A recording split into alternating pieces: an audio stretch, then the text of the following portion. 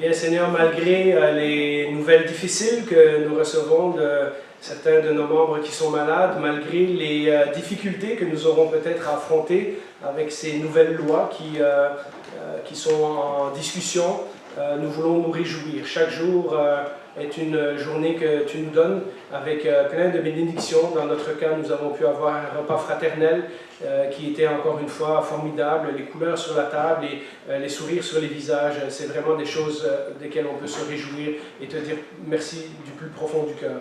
Plus que ça, nous venons devant ta parole pour être nourris spirituellement. Nous avons entendu des bons chants, nous avons entendu quelques prières, quelques sujets de prière, et maintenant que nous venons devant ta parole, Seigneur, que nous puissions être à tes pieds, avoir faim, avoir soif de ta parole, avoir soif de ta présence et écouter ce que tu as à nous dire, nourrir notre âme avec ces belles paroles que tu nous donnes gracieusement. À chaque jour suffit sa peine, demain sera une autre journée, demain sera un autre défi, demain sera un autre combat. En ce moment, Seigneur, pour quelques heures, nous sommes à tes pieds et nous voulons être attentifs à ce que tu nous dis. Au nom de Jésus, nous te prions. Amen. Alors, Stéphane a choisi les chants d'aujourd'hui parce que nous allons étudier le psaume 63. Et si vous ne savez pas, eh bien, avec des cris de joie, ma bouche te chantera, ben ça, c'est tiré du psaume 63. Hein? Et donc, c'est toutes les paroles de ce chant-là, qu'on va d'ailleurs chanter après, vont être dans le psaume 63, mais ce n'est pas qu'un psaume de réjouissance. Avec les cris de joie, il y a d'autres sujets qui sont mentionnés dans ce psaume et c'est ce qu'on va voir. On chante souvent ce cantique-là, on ne sait pas nécessairement qu'il vient de la Bible. Après ça, j'espère que vous le chanterez avec une nouvelle redécouverte des paroles de ce chant-là et que ce chant-là signifiera quelque chose de plus pour vous. Le grand prédicateur du début de l'Église qui s'appelait Jean Chrysostome, qu'on appelait Bouche d'or, qui était un gars qui parlait tellement bien qu'on disait que sa bouche c'était de l'or quand il parlait, a écrit qu'à son époque, on avait décidé qu'il n'y a pas une journée qui passerait sans que ce psaume soit chanté. Et donc, il ne chantait peut-être pas de la façon dont nos musiciens l'ont joué aujourd'hui, mais ce cantique qui se trouve dans la Bible, le psaume 63, était déjà chanté il y a presque 2000 ans. Et j'espère donc qu'après ce message, on pourra le chanter en ayant absorbé tout le message de ce psaume et qu'on pourra redécouvrir ce cantique qui est un petit peu simple, qui est un petit peu répétitif, et qui, à force qu'on le chante, on oublie ce que ça veut dire. Et je prie que le Seigneur nous inspire de nouveau. Alors, on va le prendre verset par verset. Donc, je n'aurai pas les mêmes chapitres que d'habitude, mais on va y aller verset par verset. Et je vais vous expliquer le psaume. Et ensuite de ça, à la fin du message, on chantera le psaume ensemble et on verra ce que ça donnera. Alors, ce psaume 63 commence de cette façon. Psaume de David, lorsqu'il était dans le désert de Juda. Alors, ce n'est pas tous les psaumes qui nous disent la circonstance dans laquelle ils ont été écrits. La raison, c'est que les gens allaient au temple et chantaient ou priaient les psaumes, et des fois, il n'y avait pas vraiment de circonstances particulières, donc ça pouvait servir à un grand groupe de personnes. Mais dans ce cas-ci, c'est clairement un cantique que David a écrit. Alors, David a été dans le désert de Juda à deux périodes dans sa vie. La première, et dans le temps, on croyait que ce cantique-là datait de cette époque-là. La première, c'est quand Saül le poursuivait, parce qu'il ne voulait pas que David devienne roi. Donc, David a passé plusieurs années dans le désert à se cacher. C'est un désert qui commence à la sortie de Jérusalem et qui va jusqu'à la mer Morte. Donc, c'est très proche de Jérusalem, c'est à quelques kilomètres et c'est très facile de se cacher et d'échapper à ses poursuivants dans ce désert. Mais nous verrons dans le psaume 63 plus loin que le psaume se finit avec une affirmation de confiance du roi. Et donc, David est déjà roi à cette époque-là. Et donc, ça ne peut pas être un psaume qui date du temps de Saül. C'est un psaume qui date de plus tard. Alors, ce que la plupart des gens s'entendent pour dire maintenant, c'est la deuxième fois où David s'est enfui dans le désert de Juda. C'est lorsque son fils Absalom a fait un coup d'État et que David a dû s'enfuir dans le désert de Juda de nouveau. Et à ce moment-là, David est déjà roi, mais Absalom essaie de prendre le trône. Et on voit aussi dans le psaume que David parle de son sanctuaire. Vous connaissez ce verset, hein? « J'aime te contempler quand dans ton sanctuaire, ta gloire resplendit, etc. » Bien, dans le temps de Saül, il n'y avait pas le sanctuaire. puisque l'arche de l'Alliance était dans une autre région d'Israël. Et donc, ces deux mots-là, le fait que David est déjà roi et le fait que le sanctuaire est à Jérusalem, me fait croire que c'est l'époque où David a dû fuir son fils qui faisait un coup d'État. Alors, lorsque David est dans ce désert, et donc on l'imagine bien, c'est 2 Samuel chapitre 15, pour ceux qui veulent lire l'histoire, vous devriez la lire en parallèle, ça vous comblerait les détails de ce que je n'ai pas dit aujourd'hui. Lorsque David est dans ce désert, il continue ce qu'il a fait toute sa vie. Dans un moment de difficulté, il compose un chant au Seigneur, une prière au Seigneur. Il sort sa harpe, il compose un chant qui exprime ce qu'il est en train de vivre. Et comment David commence son psaume au verset 2, c'est « Ô Dieu, tu es mon Dieu, je te cherche » ou « je te recherche ». Notons d'abord que, comme dans la plupart des psaumes, David commence par affirmer sa foi et sa confiance en Dieu. Il y a quelques psaumes où David commence tout de suite avec ses problèmes, mais en général, il commence par mettre la base de sa prière et de signifier que c'est une prière qu'il adresse à Dieu. Ô Dieu, tu es mon Dieu, en français, ça sonne comme une mauvaise répétition. En fait, en hébreu, c'est beaucoup plus profond. David est en train de dire, si je vous dis les mots hébreux, il est en train de dire que Elohim est son El. Donc Dieu est son Dieu. Hein, c'est deux mots différents. Elohim, c'est le mot pour Dieu en général, et El, c'est l'éternel. Dans le cours de doctrine, on a parlé de ça récemment. En français, on aurait pu traduire Éternel, tu es mon Dieu. Donc David est en train de dire, mon Dieu, ce n'est pas le Dieu des autres païens, mon Dieu, ce n'est pas mon Dieu régional, ce n'est pas le Dieu qui veille sur Jérusalem ou quoi. Mon Dieu, c'est le Dieu. C'est le Dieu avec un D majuscule, hein, le vrai, l'unique, le seul vrai Dieu. Les gens disaient souvent, par exemple, on habitait à Ninive, le Dieu qui protégeait Ninive, c'était Assur. Donc, on disait, ah, mon Dieu, c'est Ashur. Et quand David dit ça, il n'est pas en train de dire un Dieu parmi tant d'autres dieux, il est en train de dire le seul Dieu, le Dieu de l'univers, lui c'est mon Dieu. Donc il commence par affirmer sa foi, Yahweh est son Dieu et personne d'autre. Et ensuite il continue en disant, mon âme a soif de toi, mon corps soupire après toi dans une terre aride, desséchée, sans eau. Alors vous le voyez sur la photo, le désert de Juda, à certains moments de l'année, ça ressemble à ça. Ce n'est pas un désert comme le Sahara, hein, juste du sable avec des dunes. C'est un désert de montagnes, de rochers, etc. C'est un désert très aride. Il y a des plaines, mais il y a beaucoup de montagnes et de rochers, etc. Et il fait très chaud tout le temps. Moi, j'ai été en novembre, je pense qu'il faisait encore 27 degrés. Donc, c'est des périodes très, très chaudes. Hein. Et dans ce désert où David est obligé de se réfugier, bien, la première chose qui manque, c'est de l'eau. On remarque tout de suite qu'on n'est pas près du Jourdain. On n'est pas dans une grande ville où il y a des sources et des fontaines, etc. On est vraiment dans le désert. C'est un endroit que David connaissait bien, puisqu'il s'était déjà enfui là pendant une période de sa vie, lorsque Saül le poursuivait quand il était plus jeune. Et maintenant que son fils a pris le pouvoir, David, au contraire des conseils de gens qui lui disent « Non, on fait sortir l'armée, on va se battre, etc. etc. » David laisse tout ça entre les mains de Dieu. Et dit à un moment donné, pour éviter une guerre civile, pour éviter que Jérusalem soit détruite, pour éviter peut-être même que l'arche de l'Alliance soit brisée ou incendiée dans cette situation-là, David décide de sortir de la ville. Et regardez ce qu'il dit dans 1 Samuel 15, versets 25 et 26. C'est vraiment un texte fascinant, vous devriez le relire. « Si je trouve grâce aux yeux de l'Éternel, il me fera revenir ici et me fera revoir l'arche et son sanctuaire. Mais s'il dit, je ne prends pas plaisir en toi, je suis prêt qu'il me fasse ce qui lui semblera bon. » Quelle différence d'attitude de David, où des années auparavant, Dieu lui avait dit au travers du prophète Samuel, « Tu seras bientôt roi en Israël. » Et lorsque Saül a voulu le tuer, David n'a pas dit ça. Hein? Si Dieu veut s'occuper de moi, etc. David s'est enfui. David est parti chez les Philistins, David était découragé, David il a lu l'épée de Goliath, il ne s'est même pas rappelé qu'il avait vaincu le géant Goliath. Il y a des gens qui sont morts à cause d'avoir protégé David, etc., etc. Et ici, c'est un autre David. C'est un David maintenant qui est confiant que ce qui lui arrive n'est pas hors de contrôle. Il lui est déjà arrivé des choses avant. Le Seigneur fera avec David ce qui lui semblera bon. Oui, il y a la promesse qu'il sera roi, et Dieu avait dit qu'il lui ferait une promesse pour toujours. Mais peut-être que David s'est montré indigne, peut-être que Dieu l'a rejeté, peut-être que David a commis une faute quelconque et il dit « Je laisse ça entre les mains du Seigneur. Le Seigneur fera avec moi ce qui lui semblera bon. » Et il décide de ne pas résister. Alors il y a toute une armée qui part avec lui, tous ces hommes fidèles.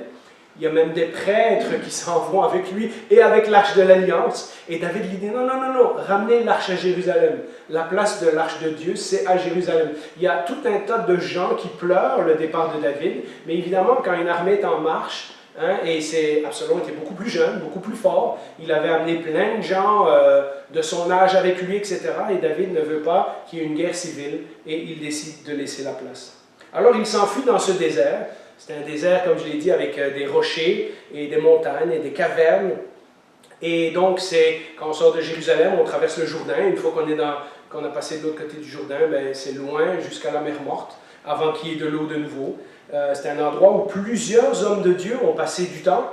On a prêché il y a quelques années sur le désert, comment le Seigneur permet qu'on soit parfois dans un désert spirituellement. Ce terrain permet de se cacher, mais ce terrain est aussi très mortel. Parce que c'est le genre de terrain où on peut se déshydrater, mourir de soif sans le savoir. Dans certains pays, il fait chaud, mais pas comme ici, où il fait chaud puis on transpire. Là-bas, il fait tellement chaud, c'est un climat sec, donc il fait chaud, on transpire, mais on ne s'en rend pas compte, donc on se déshydrate sans le savoir. Et dans un climat comme ça, les gens peuvent facilement mourir de soif sans s'en rendre compte. David a besoin de Dieu de la même façon qu'un homme perdu dans le désert aurait besoin d'une gourde d'eau. Hein? C'est un peu ce qu'il est en train d'exprimer. Dans certaines versions, ça dit, vous voyez que dans la version que moi j'ai, Louis II, ça dit « dans une terre aride », mais dans certaines versions, ça dit « comme une terre aride ». Donc, c'est soit l'homme qui a très soif et qui a besoin du Seigneur comme de l'eau, ou c'est soit il prend l'image de la terre qui est craquelée à cause qu'il n'y a pas d'eau, etc. Il dit, Seigneur, je me sens comme cette terre qui n'a pas d'eau et qui aurait bien besoin d'être arrosée. D'une façon ou d'une autre, ce que David exprime, c'est la même chose. C'est qu'il a désespérément soif de Dieu. Comme un homme qui est perdu dans le désert, ou comme une terre aride, desséchée, comme on le chante dans notre chant.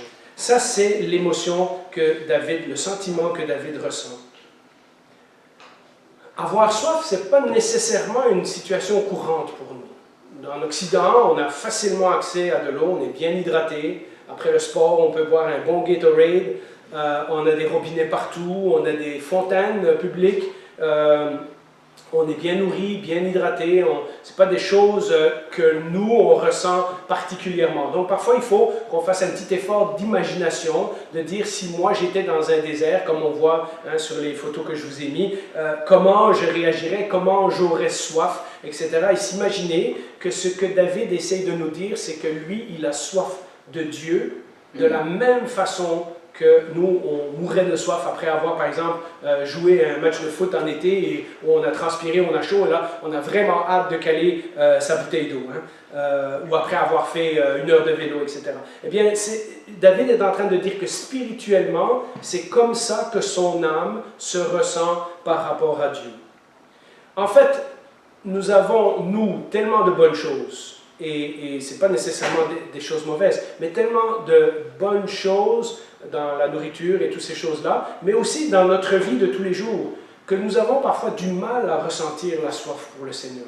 Nous avons beaucoup de choses qui remplissent nos vies, qui nous détournent de ça, qui ne nous font pas rendre compte qu'on devrait désirer Dieu à tout prix.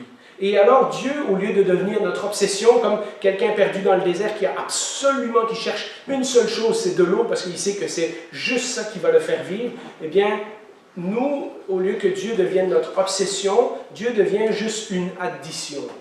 Ah, je vais faire mon sport, je vais faire ma carrière, je vais me trouver un job, je vais me marier, etc. etc. Et puis, de temps en temps, je vais aller à l'église. Vous voyez, dans notre société, c'est très facile de prendre toutes les bonnes choses que Dieu nous donne et de penser que c'est ça, la vie. Et David est en train de nous dire que, comme un homme qui est dans le désert et qui meurt de soif, c'est comme ça qu'on devrait soupirer après Dieu. Et malheureusement, c'est souvent quand ces bonnes choses nous sont enlevées que tout à coup, nous réalisons que ce que nous avions le plus besoin, c'était Dieu, mais on ne le savait pas. On avait beaucoup de choses qu'on pensait qui étaient absolument nécessaires à notre survie avant. Et puis quand toutes ces choses nous sont enlevées, qu'on se retrouve démunis, qu'on se retrouve désemparés, que nos plans ne marchent plus, qu'on est hors de contrôle de notre vie, que tout à coup on se rend compte, mais tout ce qui compte, tout ce qui va me permettre de passer une autre journée, c'est la présence du Seigneur. Tout ce qui va me faire que je vais survivre jusqu'à demain, c'est si Dieu me donne à boire, si Dieu intervient, si je sens la présence de Dieu dans ma vie. Quand nous courons partout, et certains d'entre nous sont spécialistes à ça, et je m'inclus dedans, hein, quand nous donnons à gauche, à droite, quand nous servons, même dans l'Église, même dans les bonnes choses, hein, quand nous sommes super occupés, même si c'est pour le Seigneur, hein, il y a des grands risques que nous ne réalisions pas que notre véritable besoin de Dieu, c'est comme une terre desséchée ou comme quelqu'un qui meurt de soif sans eau. Nous avons tellement de choses qui comblent notre vie qu'on ne réalise pas que notre désir principal devrait être d'avoir soif du Seigneur. C'est pour ça que j'ai intitulé ce message, non pas Psaume 63 avec des cris de joie, bien que les cris de joie viendront plus tard, mais je l'ai intitulé « Avoir soif du Seigneur ». Donc, vous imaginez David dans le désert qui se rend compte que dans la situation qu'il est en train de vivre, parce que pensez-y, lui qui a tout gagné, qui est maintenant roi d'Israël, qui est sur le trône, à qui Dieu a fait des promesses, se retrouve dans le désert, donc pas dans une maison confortable. Il vit sûrement dans une tente ou dans une caverne, avec, oui, des gens qui l'ont suivi, mais il n'a plus rien. Il n'est plus dans la capitale, il n'est plus où il y a le temple de Dieu, il n'a plus de trône, il n'a plus de couronne sur sa tête, et il pense peut-être même que Dieu l'a rejeté et qu'il va choisir Absalom pour être roi à sa place. Donc tout à coup, tout ce que David avait bâti jusqu'ici, ça ne vaut plus rien. Ça n'a plus de sens. Si la vie de David se finit demain matin dans ce désert, c'est une bien triste fin à une vie où il y avait eu tant de promesses. La victoire contre Goliath ne compte plus, la victoire contre Saül ne compte plus, toutes ces choses-là, c'est du passé. Hein? Ça serait bien triste que la vie de David se finisse là. Et donc David est dans cet état d'esprit qu'il ne sait pas du tout ce qui va lui arriver, il ne sait pas du tout quels sont les plans de Dieu pour sa vie, et il est là et il dit, Seigneur, la seule chose que j'ai besoin, c'est toi. La chose dont j'ai le plus soif, c'est de ta présence. Et alors il continue au verset 3, « Ainsi, ou à cause de ça, je te contemple dans le sanctuaire pour voir ta puissance et ta gloire, car ta bonté vaut mieux que la vie. » Donc je ne sais pas si David est en train de dire, parce que dans notre chant ça dit « j'aime te contempler », dans certaines versions ça dit « je t'ai contemplé », là ça dit « je te contemple ».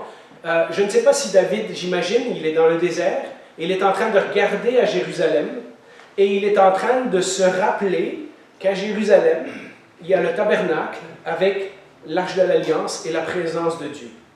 Et peut-être comme dans Jonas, qui est dans le poisson et qui aussi tourne le regard symboliquement vers Jérusalem, vers la présence de Dieu, eh bien peut-être que David est dans le désert, séparé de tout ça, repense à l'arche de l'Alliance, à la présence de Dieu, au fait qu'il pouvait sortir de son palais et aller dans le temple tous les jours, hein, puisque le palais du roi était juste à côté du temple, qu'il pouvait aller au tabernacle, qu'il pouvait prier, qu'il pouvait chanter, qu'il y avait les prêtres là qui faisaient le service pour le Seigneur. David est conscient qu'en n'étant pas à Jérusalem, en n'étant pas près du temple, qui à ce moment-là est encore la tente, là, avec l'arche de l'Alliance à l'intérieur, ça va devenir le temple plus tard, il est conscient qu'il est privé de l'endroit où Dieu a décidé de manifester sa présence physique. C'est pas qu'il est privé de Dieu, mais dans le temple à Jérusalem, il y avait quelque chose de spécial. On savait que quand on allait au temple et qu'il y avait l'arche de l'Alliance, et comme dans le temps de Salomon, il y avait la colonne de feu et de fumée qui était descendue sur le temple, on savait que Dieu, d'une certaine façon, habitait dans le temple. Il avait choisi, lui qui n'est pas limité par l'univers, il avait choisi de faire une faveur à Jérusalem et de montrer sa présence physique dans le temple. Un peu comme si nous, je ne sais pas si vous avez cette affection-là. Moi, j'ai une affection particulière pour le bâtiment de l'église ici. Je sais que Dieu est avec moi toute la semaine, mais il y a quelque chose de spécial quand ça fait plusieurs dimanches, quand je suis en vacances, quand ça fait plusieurs dimanches que je suis parvenu, j'ai hâte de revenir. Il y a quelque chose dans le bâtiment qui me rappelle, et votre présence me rappelle que la présence de Dieu ici est peut-être plus forte lorsqu'on est tous ensemble que lorsque je suis tout seul. Et vous voyez, David a ce sentiment. Ce n'est pas qu'il adresse sa prière à Dieu, donc il sait qu'il est encore en relation avec Dieu, mais il a l'impression qu'il y a quelque chose qui lui manque. L'affirmation suivante est encore plus incroyable quand on la remet dans ce contexte-là. Au lieu de dire « j'aimerais ça retourner à Jérusalem », qu'est-ce qu'il dit? « Ta bonté vaut mieux que la vie ». On va aussi le chanter tantôt. Ta bonté vaut mieux que la vie. Ça, c'est extraordinaire. Ça veut dire « j'aime mieux avoir la bonté de l'Éternel que le Seigneur me donne la vie ». David est en train de dire « si moi je retourne à Jérusalem, que je regagne la couronne, le trône et tout, mais que je n'ai pas la présence de Dieu, que je n'ai pas la bonté de Dieu, ça ne sert à rien, ma vie ne vaut rien. » La présence de Dieu, la bonté de Dieu. Hein, et ça, tantôt je vais en parler, ce n'est pas les choses que Dieu donne, c'est le sentiment que l'on appartient à Dieu, la présence de Dieu. La bonté de Dieu est préférable à sa propre vie. David ne veut pas juste survivre, même dans le désert, avec ses hommes autour de lui. Il aurait pu trouver de l'eau, il aurait pu s'installer, construire une nouvelle ville, construire une armée et puis reconquérir le trône, etc. Ce qui l'intéresse, lui, c'est la présence de Dieu. Il veut savoir que Dieu ne l'a pas abandonné. Il veut savoir que même loin de Jérusalem, la bonté du Seigneur est encore avec lui. Il ne veut pas retourner à Jérusalem pour revoir son trône, il ne veut pas reprendre le pouvoir, il ne veut pas recevoir les acclamations du peuple. Sans Dieu, tout cela est inutile. Ce qu'il veut, c'est retourner à Jérusalem pour expérimenter la bonté de Dieu à nouveau, la présence de Dieu, la proximité avec Dieu. Et c'est là qu'il dit ensuite un moment de louange qu'on trouve à partir du verset 4. « Mes lèvres célèbrent tes louanges. Je te bénirai donc toute ma vie, j'élèverai mes mains en ton nom. » Vous reconnaissez le chant, hein? « Mon âme sera rassasiée comme de mets gras et succulents, et avec des cris de joie sur les lèvres, ma bouche te célébrera. » Il aime Dieu pour qui il est, et non pas pour ce qu'il donne. Ça, c'est une nuance très importante. Il compare la présence de Dieu avec un festin. Il ne dit pas « Seigneur, merci de m'avoir donné un festin ». Il dit « Quand je serai dans ta présence, ça sera comme si je suis rassasié de mets gras et succulents. » Vous voyez, il parle de soif, il parle de faim, etc. Il parle de la présence de Dieu, d'être nourri par la présence et la bonté de Dieu. Quand on lit un psaume comme ça, et David est un poète, c'est un musicien, vous savez, quand vous lisez les paroles des groupes de musique aujourd'hui, hein, je ne sais pas moi par exemple, une qui me vient en tête, Justin Bieber, I'll take a grenade for you, hein, je me jetterai sur une grenade pour toi. On sait que c'est poétique, on sait que c'est une façon exagérée, métaphorique, d'exprimer quelque chose que l'on ressent. Et David, oui, est un poète, et David utilise un peu un langage de musicien, etc. Et nous, dire « mon âme est rassasiée de mets gras et succulents », ça sonne un peu bizarre dans notre langage à nous, et on peut dire « ouais, mais David, il est un petit peu trop extrême. Hein? » On voit l'obsession de David avec l'Éternel, et on se dit « c'est un petit peu trop extrême ». Mais pourtant, quand on y pense, c'est le christianisme biblique. Dans Luc 14, 26, et verset suivant, Jésus dit que notre amour pour Dieu devrait être tellement fort qu'en comparaison, l'amour qu'on ressent pour notre famille, hein, pour les gens qu'on aime, qui sont proches de nous, ça devrait ressembler à de la haine. Hein, notre amour avec Dieu devrait être tellement dans une autre catégorie que même les gens qu'on aime le plus au monde, il n'y a rien qui compare ça avec l'amour qu'on devrait avoir pour Dieu. Dans Matthieu 16, 26, il dit « Ça ne sert à rien de posséder le monde entier si tu perds ton âme, si tu es séparé du Seigneur. Tu peux être l'homme le plus puissant du monde, le milliardaire. » Vous savez, on fait chaque semaine, il y a Bill Gates vient de dépasser Elon Musk, et là, 400 milliards, 500 milliards, ouais, et ça n'arrête pas. Il pourrait posséder le monde entier, Jésus nous dit, ça ne sert à rien si, en bout de ligne, tu perds ton âme. C'est-à-dire, si en bout de ligne, tu as zéro relation avec le Seigneur. Dans Apocalypse 2, verset 4, à l'église d'Éphèse, qui était une grande église dans l'Antiquité, Jésus reconnaît que l'église d'Éphèse fait plein de bonnes œuvres. Tu fais de l'évangélisation, tu fais ci, tu fais ça, etc. Et pourtant, tu as oublié ton premier amour. Tu fais plein de trucs, mais tu ne m'aimes pas avec la passion que tu devrais avoir. Mes amis, ces messages-là, ce n'est pas un enseignement pour les chrétiens avancés. Ce n'est pas pour ceux qui ont niveau 5, là, que ça fait 40 ans qu'ils sont chrétiens. C'est la base de notre vie chrétienne. C'est avec ça que Jésus commence. Dans une semaine ou deux, dans la vie de Jésus, on va voir le coût du disciple. Qu'est-ce que ça en coûte de suivre Jésus? Il commence avec ces choses-là. C'est excellent d'aimer sa famille et de remercier Dieu pour tous les dons qu'il nous donne. La nourriture, le travail, la santé lorsque nous l'avons. Mais on ne peut pas juste ajouter un petit peu de Dieu à toute notre autre vie qui est déjà comblée par plein d'autres choses. Et penser que c'est ça d'aimer Dieu. Nos priorités devraient être complètement renversées. Dieu en premier, Dieu fera bon ce qui lui semblera, et puis le reste on verra. Vous savez, c'est des choses faciles à dire, et puis c'est parfois difficile à exprimer. Je vais faire un petit témoignage personnel.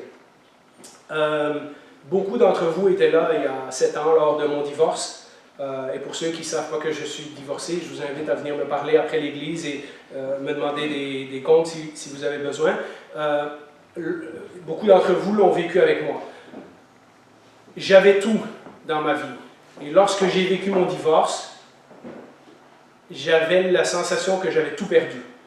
Puisque, en fait, on a vendu la maison, etc., etc. Même mes enfants, je les voyais qu'une semaine sur deux. J'avais perdu la femme de ma vie. Mais en plus, tous les rêves, tous les projets, toutes les choses qu'on avait planifiées ensemble, etc.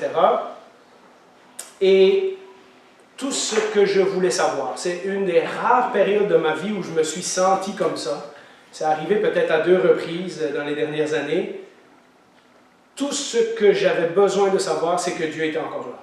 Tout ce que j'avais besoin, la seule chose que je m'accrochais, je me disais, si c'est Dieu qui est là et que je suis son enfant, alors je peux mourir demain. Il n'y a plus rien, il n'y a pas rien de plus important que ça. Mais vous voyez où Dieu avait dû m'amener pour que finalement je fasse le ménage de tout le reste. Et je ne souhaite pas ça à personne. Je ne souhaite pas que le Seigneur vous amène dans le désert. Mais si vous avez l'impression que vous êtes dans un désert maintenant, c'est peut-être le Seigneur qui est en train de faire le ménage pour vous amener à lui. Il y a toujours une raison. Le Seigneur ne fait pas ça pour nous punir. Le Seigneur ne fait pas ça parce que c'est un tyran qui s'amuse à nous donner des difficultés. Pour certains d'entre nous, le Seigneur doit nous amener dans des chemins étroits et désertiques pour que nous nous retrouvions juste tout seuls avec lui. Vous savez, c'était quoi le chant? Vous le reconnaîtrez, c'est un qu'on chante à l'église des fois. La seule chose que je pouvais faire, je n'arrivais même pas à lire ma Bible, mais la seule chose que je pouvais faire, c'était chanter ce cantique de Hillsong. « Je suis heureux de te connaître, j'élèverai mes mains vers toi. »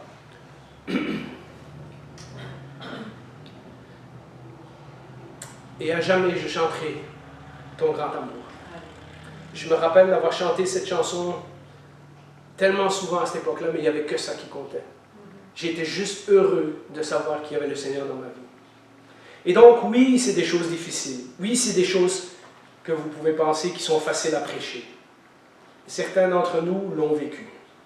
Et certains d'entre nous peuvent partager que dans ces moments-là, la seule chose qui compte, c'est de savoir que le Seigneur est encore avec nous, qu'on peut encore lui parler, qu'on est encore son enfant, qu'il nous aime encore et quoi qu'il arrive, tout le reste, ça ne compte plus par rapport à ça. Avec les années, évidemment, le Seigneur nous donne des bonnes choses et puis on oublie un peu le désert, et on oublie ces choses-là. Et parfois, le Seigneur doit nous ramener dans certaines circonstances. À nouveau, comme David, c'est quand David se sent séparé de Dieu, quand il a perdu le trône, quand il a perdu Jérusalem, quand il a perdu le temple, la présence physique de Dieu, etc., qu'il réalise qu'en réalité, Dieu est la seule chose qui compte. C'est là qu'il admet qu'il a soif de Dieu. Il réalise, en admettant qu'il a soif de Dieu, que Dieu va aussi combler sa faim. Parce que là, on parle de soif, mais on a faim aussi. Hein? Et il compare la présence de Dieu à une table avec plein de repas succulents. Sans cela, David ne se serait même pas rendu compte qu'il avait pas juste besoin de boire, mais qu'il avait aussi besoin de manger à la table de l'Éternel. Ça me rappelle, vous savez, si on fait un peu le lien avec la vie de Jésus, Jésus a dit qu'il est venu donner l'eau de vie et le pain de vie à qui? Pas à ceux qui étaient rassasiés, à ceux qui avaient faim et soif. Hein? À plusieurs reprises, il a dit ça. Ce n'est pas ceux qui ont faim, c'est pas ceux qui ont plein de nourriture qui ont faim, c'est ceux qui n'en ont pas. Et Jésus vient remplir ce besoin dans notre vie.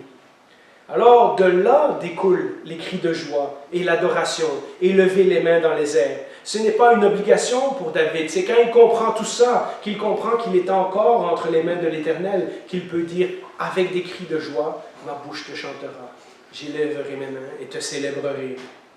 C'est spontané. Il comprend que s'il a la présence de Dieu, alors ultimement, c'est tout ce qui compte. Ce n'est pas que le reste n'est pas important, mais le reste est moins important que de savoir qu'il est dans la présence de Dieu.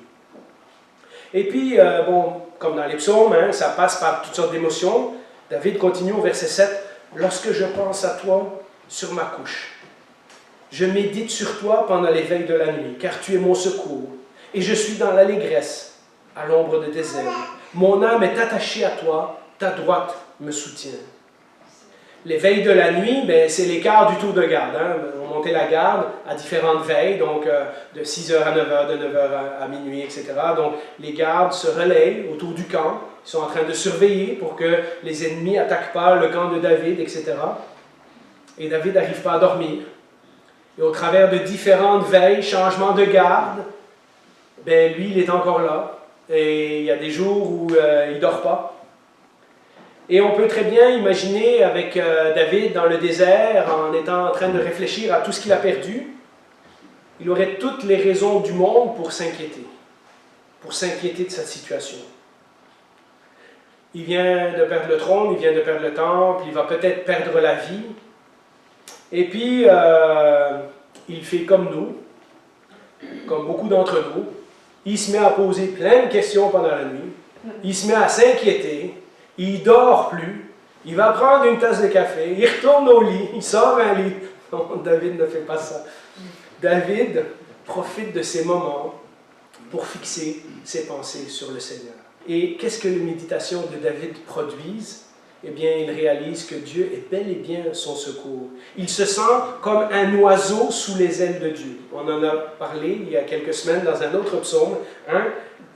Bien que David aurait pu compter sur ses soldats, il préfère le bras droit de Dieu. Le bras droit, c'est une expression symbolique qui parle de... C'est le bras qui tenait l'épée. Là, donc, quand on parle que le Seigneur nous secourt par sa main puissante, c'est une façon de parler de la puissance de Dieu, de la force de Dieu. Il réalise, pendant qu'il médite les veilles de la nuit, que Dieu est son secours, qu'il est à l'ombre de ses ailes, que son âme est attachée à lui et que la droite de Dieu le soutient. C'est tout ça qu'il réalise en réfléchissant sur Dieu, en fixant ses pensées sur Dieu plutôt que sur ses problèmes, plutôt que sur ce qu'il lui manque, plutôt que sur ce qu'il a perdu.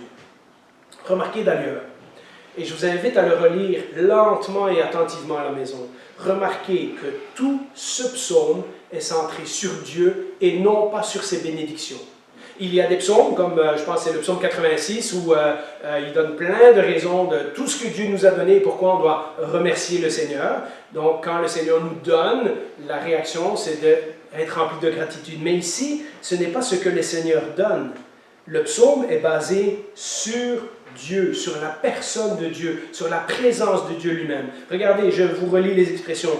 Tu es mon Dieu, je te cherche. Mon âme a soif de toi, pas de tes bénédictions. Hein? Je te contemple.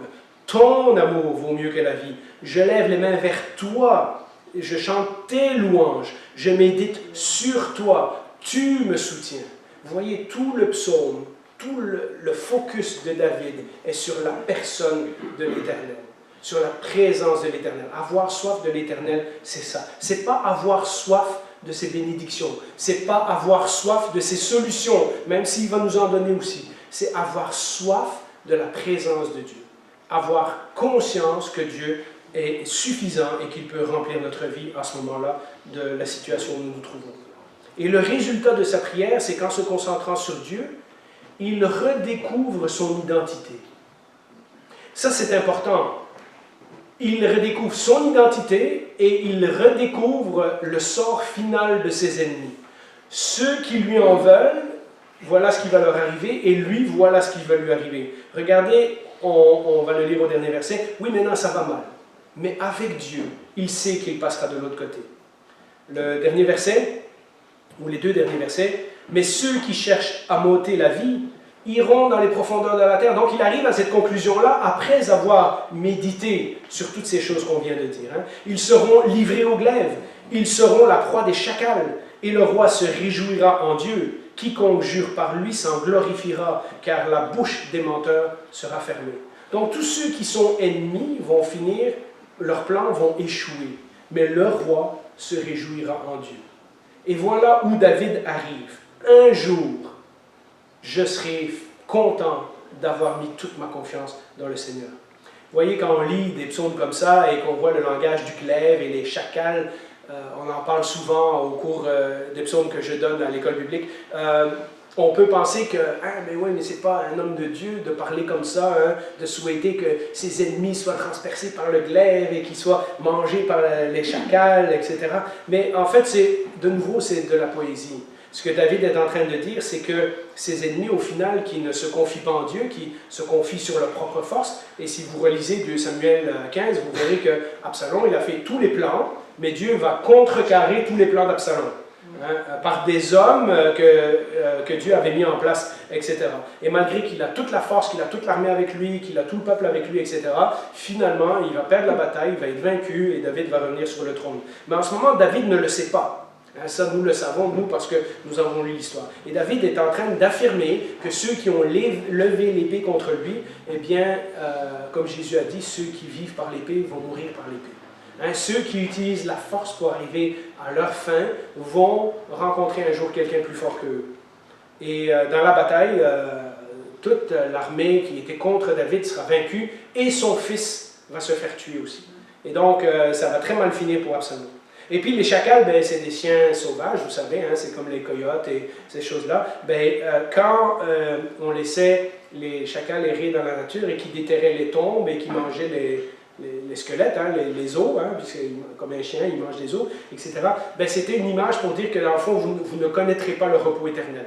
Parce que si vos os ne sont pas bien rangés dans une boîte dans la tombe, ça veut dire si vos os sont dispersés partout, c'est une image de dire que vous n'êtes pas dans la présence de Dieu. Vous ne connaîtrez pas le repos éternel. Et voilà ce que David dit. Tous ses ennemis, finalement, en voulant s'en prendre à David, ils s'en prennent à Dieu directement, puisque Dieu est son roi, et Dieu a fait une promesse à David, et on verra que finalement la promesse de Dieu va être bonne. Mais David arrive à cette conclusion-là, alors que la victoire n'est pas encore là, mais il fait suffisamment confiance que Dieu l'amènera de l'autre côté.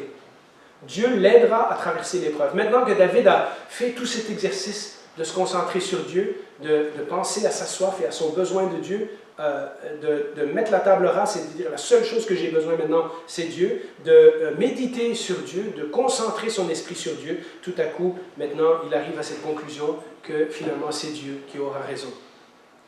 Et que le roi pourra continuer à se réjouir en Dieu. Vous savez, c'est la même chose pour nous. Tant que nous dépendons et nous stressons des plans des autres. Parce que dans notre vie, qu'on le veuille ou non, on est beaucoup dépendant de ce que d'autres décident pour nous. À moins que vous soyez patron à votre propre compte, la plupart d'entre nous, on dépend de ce qu'un boss va décider pour nous, n'est-ce pas? Tant que nous sommes dépendants de cela, tant que nous stressons pour ces choses-là, tant que nous sommes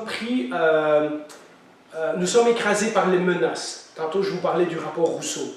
On pourrait tout de suite commencer à paniquer et dire « Mais qu'est-ce qui va arriver à nos églises ?» Vous voyez, on se soumet à la menace. On réagit à la menace que l'autre a fait contre nous. on est soumis à eux. Tant qu'on tombe dans les pièges que les gens nous tendent, tant qu'on se sent rejeté facilement, et c'est facile en tant que chrétien de dire « Ah, personne qui me comprend, je suis tout seul dans ma classe, etc. » Tant qu'on est facilement blessé par les commentaires des autres. Vous savez, on essaie de bien faire, de vivre nos vies bien, et les gens nous prennent pour des nonos parce qu'on essaie de vivre une vie morale, etc.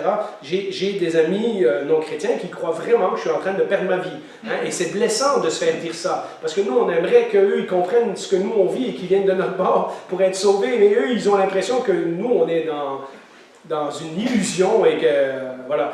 Tant que nous voyons les obstacles comme plus grands que Dieu,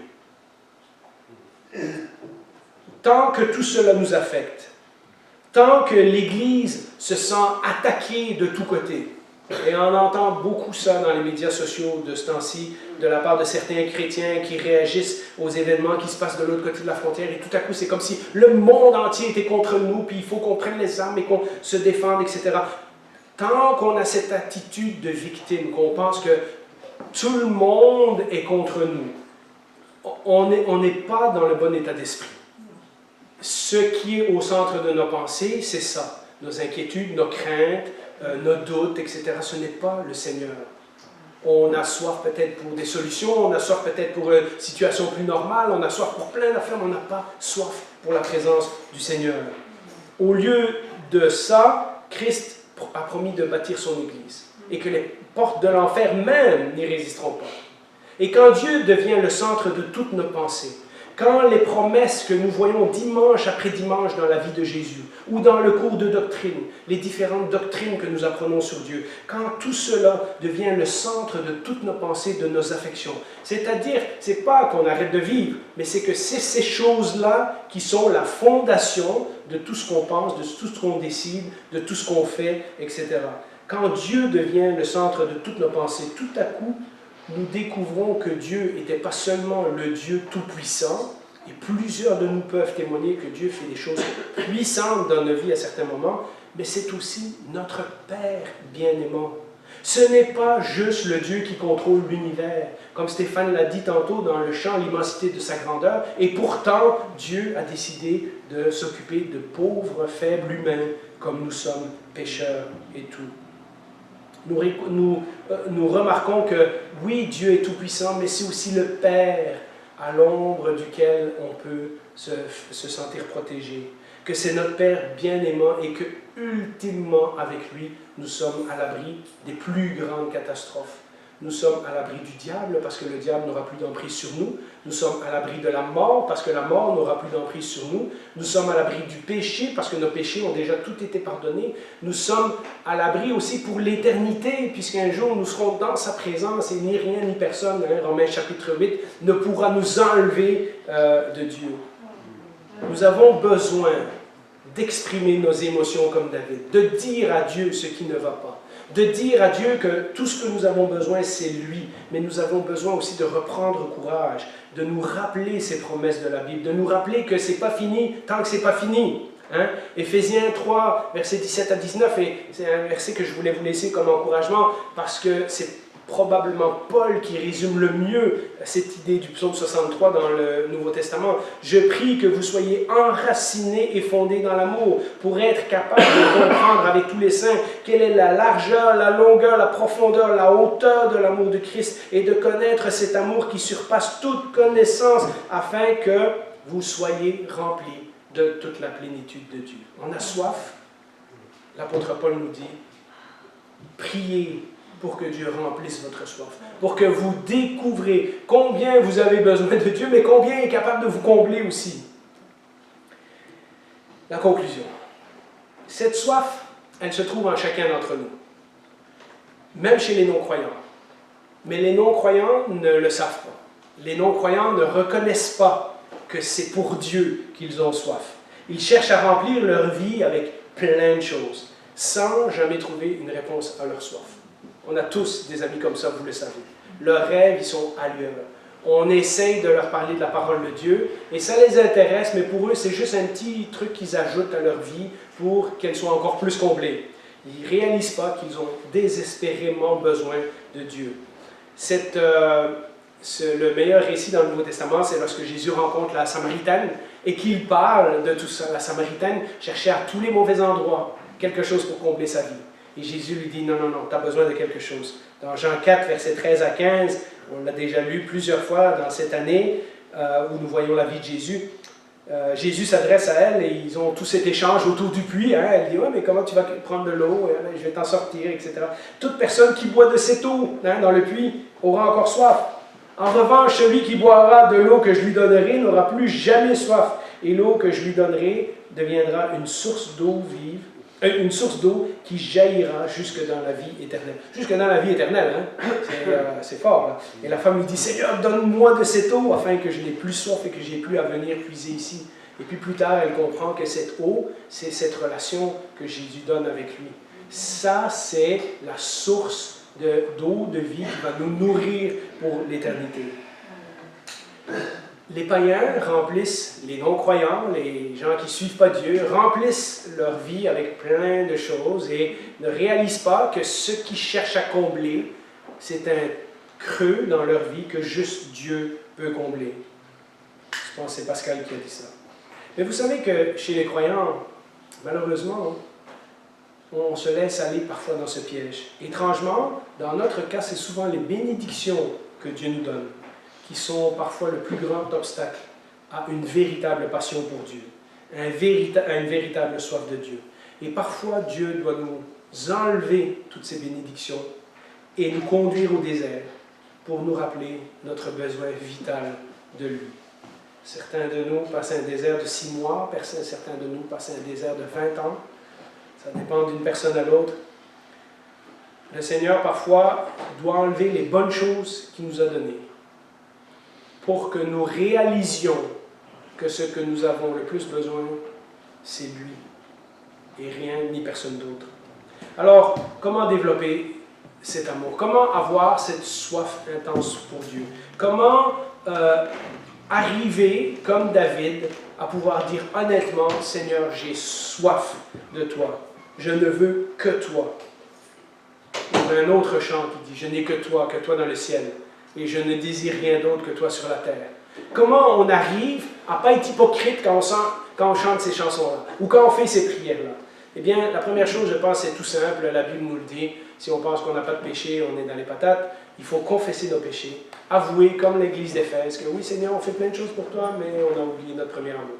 On a perdu un peu de notre zèle. On n'est plus aussi en feu et en flamme pour toi. On a remplacé toi par beaucoup d'autres choses. On a beaucoup de bénédictions dans cette Église et à cause de ça, on a regardé aux bénédictions et on a oublié de te regarder à toi. Simplement de confesser au Seigneur qu'on n'aime pas le Seigneur comme on devrait l'aimer.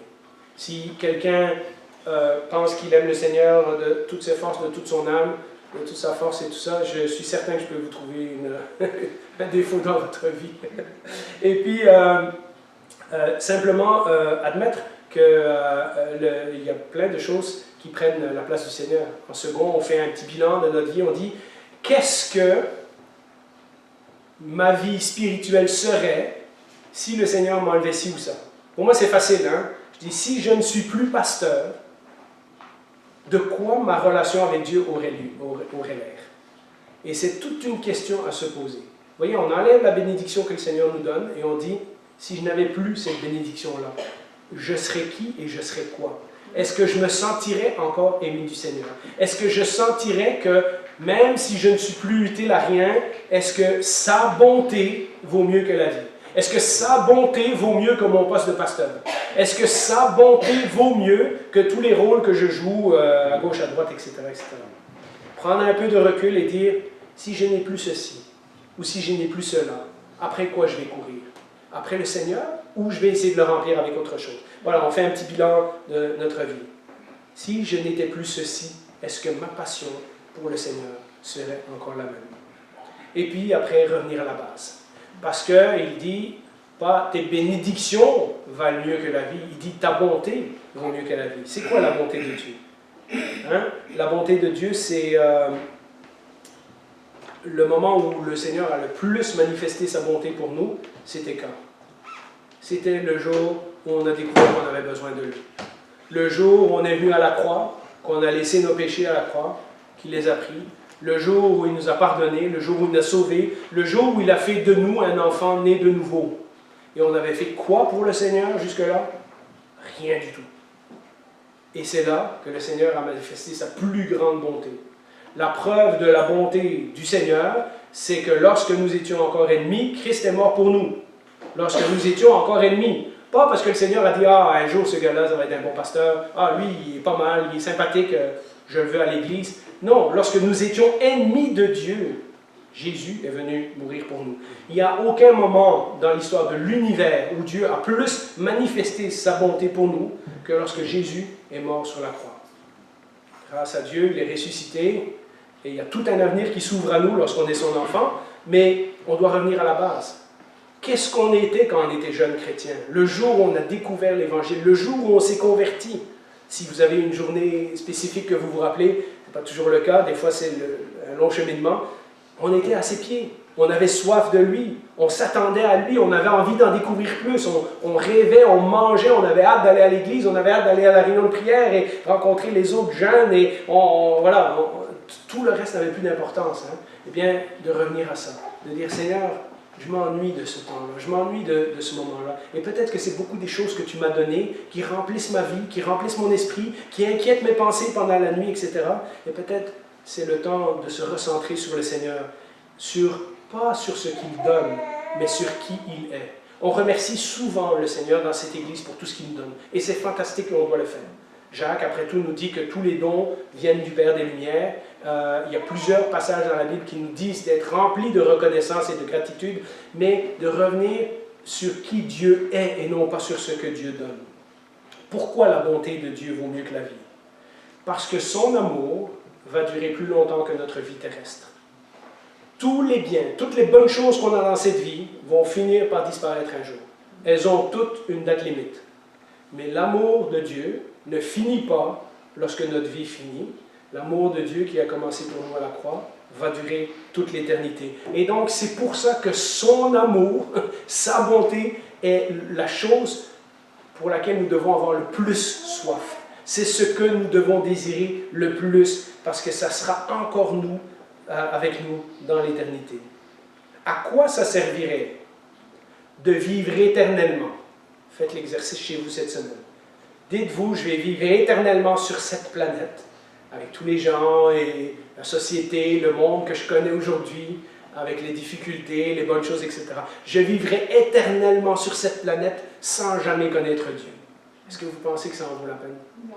Je pense que pour la plupart d'entre nous, on peut faire l'exercice et ça devrait nous choquer et dire « Wow, non, j'aimerais pas ça. Hein? Ta bonté vaut mieux que la vie. » Tout le reste qu'on possède, tout le reste que le Seigneur nous a donné généreusement, disparaîtra. Mais son amour durera éternellement. Et quand notre vie ici-bas finira, eh bien, son amour va continuer, il va continuer à nous aimer pour toute l'éternité. Et donc c'est pour ça que nous devons avoir soif de l'amour de Dieu plus que tout le reste. Alors prions. Seigneur, comme la Samaritaine, nous cherchons souvent l'amour à la mauvaise place. Nous remplissons nos vies avec nos réalisations professionnelles, avec l'acceptation sociale, parfois même avec la famille et les amis. Nous cherchons en réalité la satisfaction dans des choses qui vont disparaître et qui vont passer. Nous avons même tendance à passer les veilles de la nuit à nous inquiéter pour essayer de garder toutes ces choses sous contrôle. Apprends-nous aujourd'hui à t'aimer pour qui tu es et non pas pour ce que tu donnes. Rends-nous progressivement tellement satisfaits en toi que nous puissions chanter spontanément et sincèrement avec des cris de joie.